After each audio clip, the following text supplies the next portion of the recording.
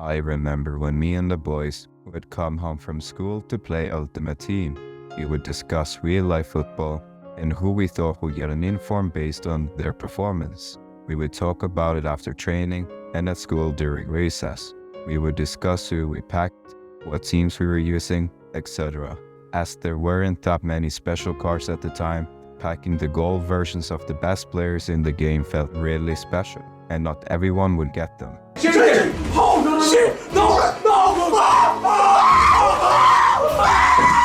You were packing the best players you looked up to and felt a stronger connection to the card. When some of my friends eventually became professional footballers, they would post their FIFA card in social media to show off to their friends. The connection between the game and the sport was strong. Women are now available in Ultimate Team this year. In FIFA, women have been playable since 2015, but almost no one played the mode they were included in. In FIFA 22, only 3.8% of players access the mode and play the game. It would also probably be lower if you didn't get an achievement for completing a game in the mode.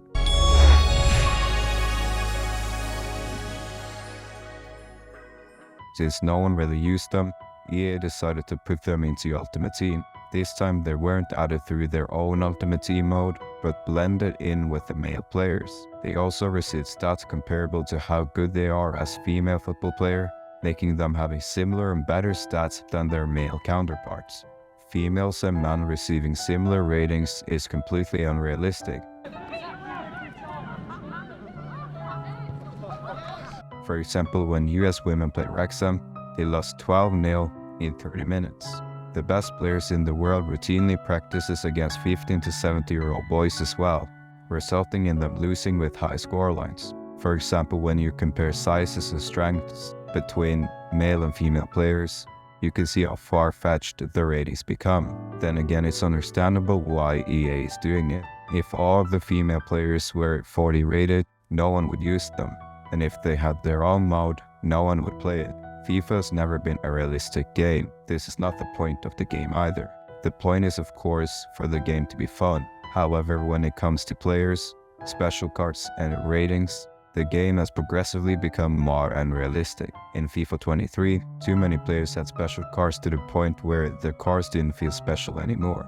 It also takes away from the rating of the best players in the world, as you have an influx of players who do not deserve the rating with all the special cards in the market. You also have the icon cards, making you able to play with Pele and Neymar or Ronaldo and Eusebio in the same team. This has been used as an argument to why it's okay to blend female and male players. However, with the legendary players, a lot of people fantasize about, for example Messi and Maradona, playing in the same team. And although football has advanced, the best players from the past would still be able to compete today.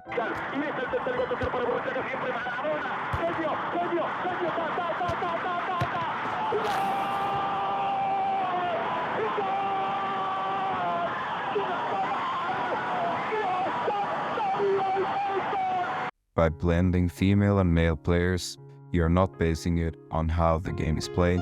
You are creating a game that doesn't exist.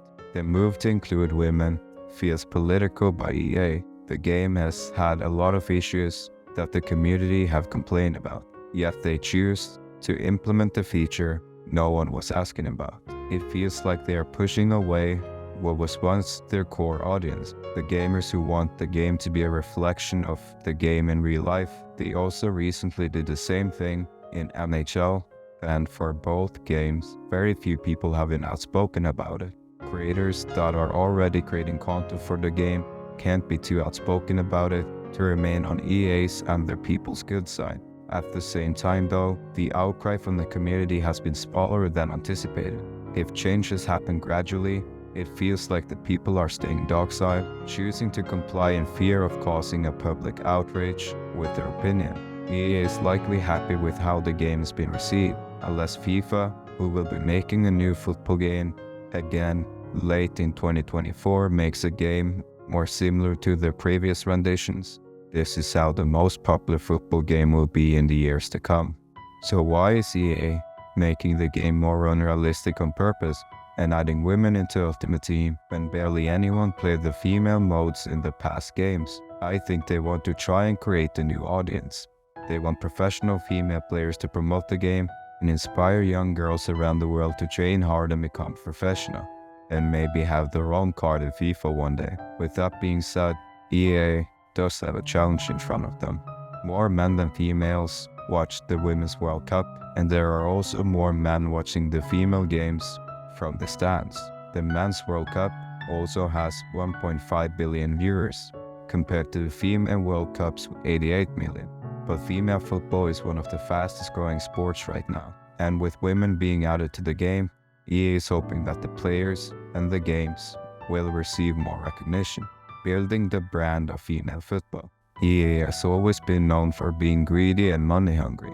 But will the change actually make the company more money? Will the new fan base they create from including women outweigh their core fan base leaving, feeling alienated by the change EA has made? Do they end up selling more copies now, a similar amount, or would they end up selling less? As mentioned earlier, EA receives a lot of hate from most of their games communities. Instead of, for example, fixing the servers, they chose to fix an issue no one complained about. Dembele! It has to be right! For example, in Battlefield 5, EA decided to include women as playable characters in the game. This was a game set in World War II, where barely any women were fighting on the front line. That was 5 years ago, and it caused a big outreach then. However, if you include women in a World War II shooter now, barely anyone would bat an eye. Imagine if the FIFA change happened back then, which to me is a more significant change, since it's supposed to be based on the real-life game. The outrage would be massive, yet today most people seem to accept it without saying a word. FIFA used to be more than just a game. The connection it had to football is like no other sport in the world. Blending women and men in the game tarnishes that, and it ends up just becoming a fun game where the passion is lost. However, if you look past that, the game will have a lot more cards added to it that you can play with. Since women are traditionally shorter than men as well, the meta with a lot of good short players and tall players will be interesting. Female and male characters are interchangeable in power level in most games today. To me though, it just feels wrong when you deliberately change it into a game that doesn't exist, when your game is supposed to be emulating the real-life experience. Oh, Putelis gliding through my 6'3" male players. Great. I'm having a lot of fun here.